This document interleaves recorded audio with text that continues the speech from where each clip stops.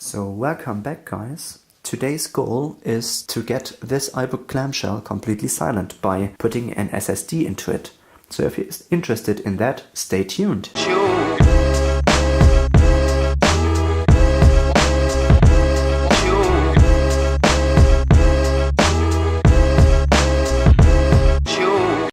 So the first step will be to remove everything that has power. So put away the power cord, turn this machine over, unscrew those two latches right here, put the battery latch away and remove this battery. So let's put this away and turn the system back over. So now we have to put away the keyboard, which is quite easy.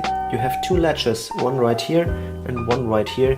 You pull them towards you and the keyboard comes right out. So let's rest it like right here. So here we can see the problematic that we have.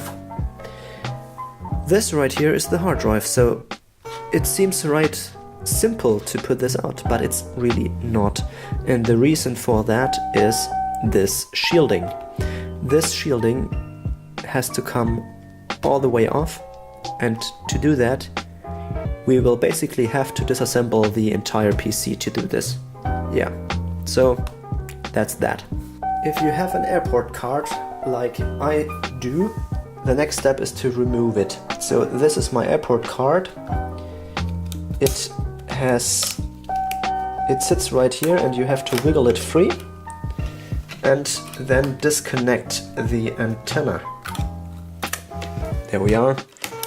Airport card is out. So now the unscrewing part will come, and there are quite a lot of things that you have to unscrew, so do yourself a favor and put the screws into the order that you pull them out. It's really important so that you have everything back in order when you put it back together. So we start right off with the shielding of the RAM, which will be right down there. You have two screws, one little right here and a bigger one right here.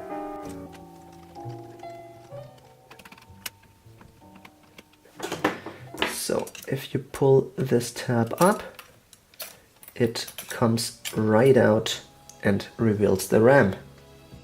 So next thing to do is we can remove the keyboard. There is a connector right here. You just lift it off and away comes the keyboard. So now we have to work on the downside of the laptop, on the other side. First step you have to do is you have to put a paper clip, or yes, I use a little screwdriver to unlock the CD drive. So you push right in here, like so.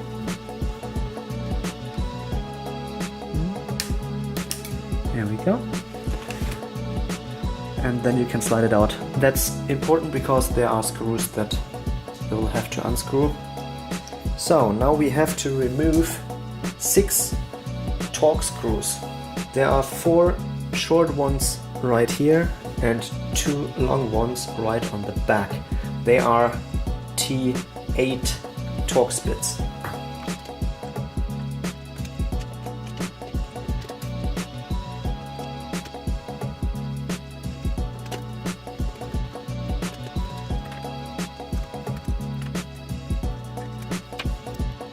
So the next step is to put the screw near the drive out. This is again a Phillips screw.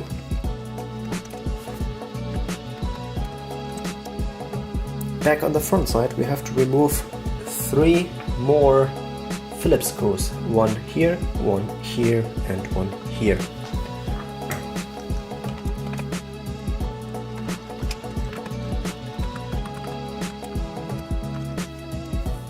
So this is the trackpad connector and we have to remove it. So just be careful and pull it towards you like so, and we are out.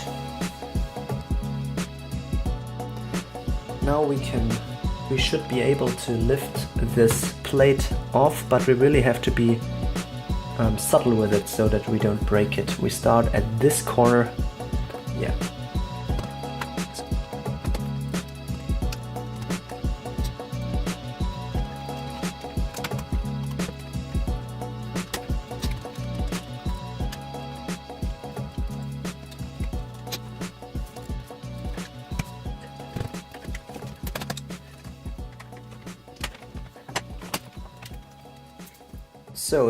So now that then we have those two corners away, we now have to disconnect the audio cable, which is this right here, like so.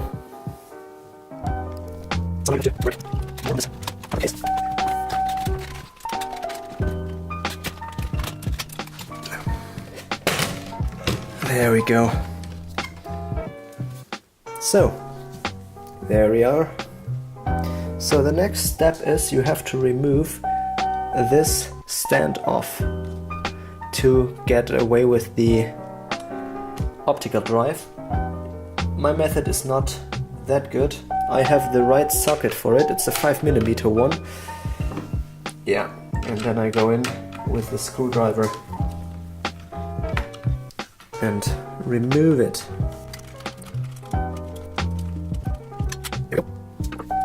So now the drive has to come out. First thing to do is to remove this connector. The second thing to do is there are two standoffs right here and right here. You have to press them.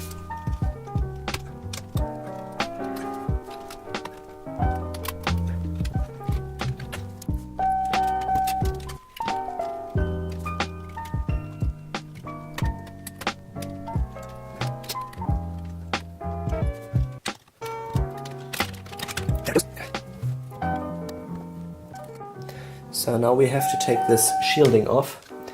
There are 5 screws, one long one right here, another big one right here, and 3 small ones right here.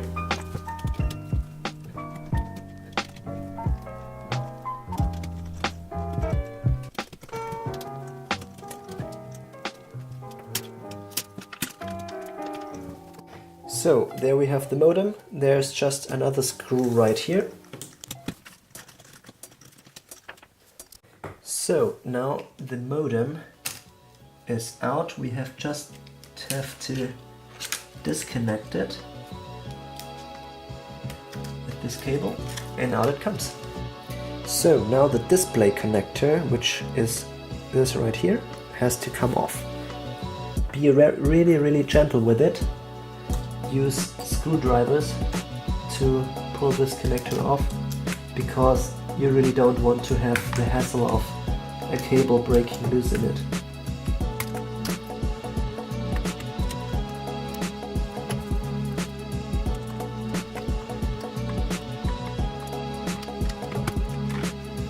There we are.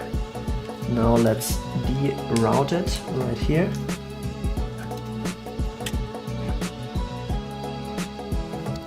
You will have to remove the screw back here as well, that is the ground cable.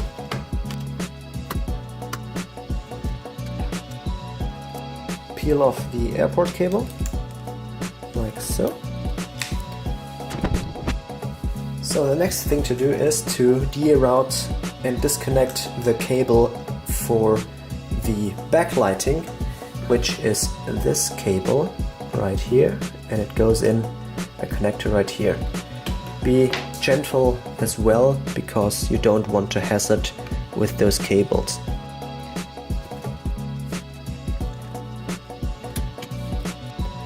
So now we come to a fun part. We have 4 screws left that we have to take out. One right here, one here, one here, and this big one right here.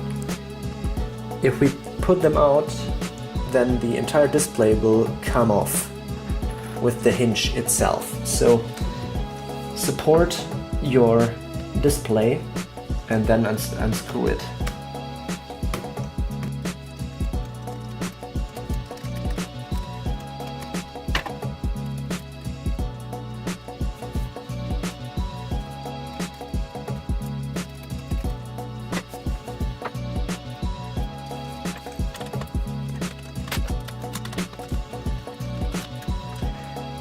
now gently lift off the display.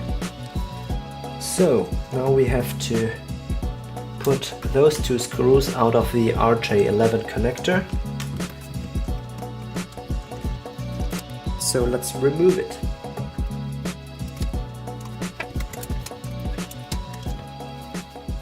So now we have to deroute the speaker cable and disconnect it right here.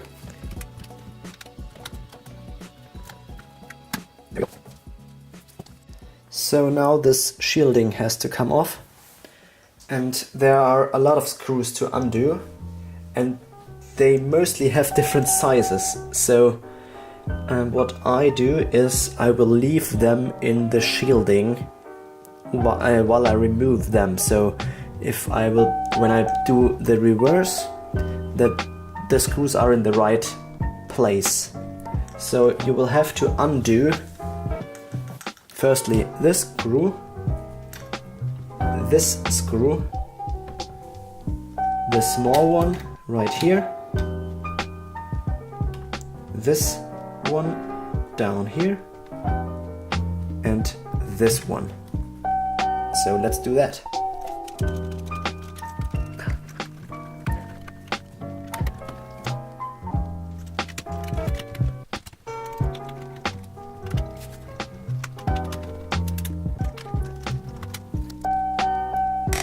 So now with a little bit of wiggling, the entire shielding should come off.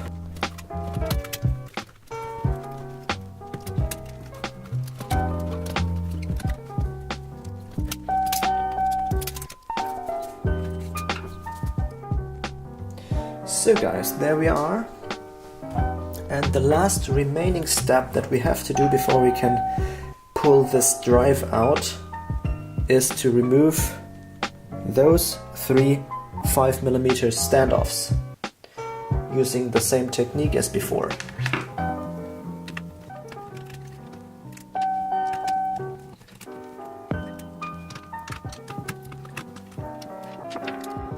So the last step that remains is to lift up this connector right here.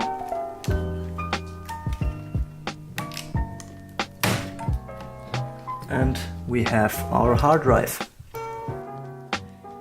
So there we have it. It is still the original 6 GB Apple drive. This was the smaller version, so you could buy it with a 10 GB drive.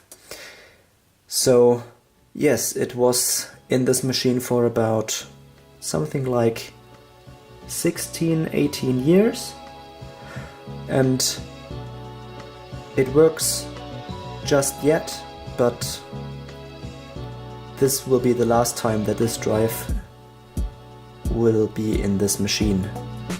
So now we have to put the data from this drive onto our new drive.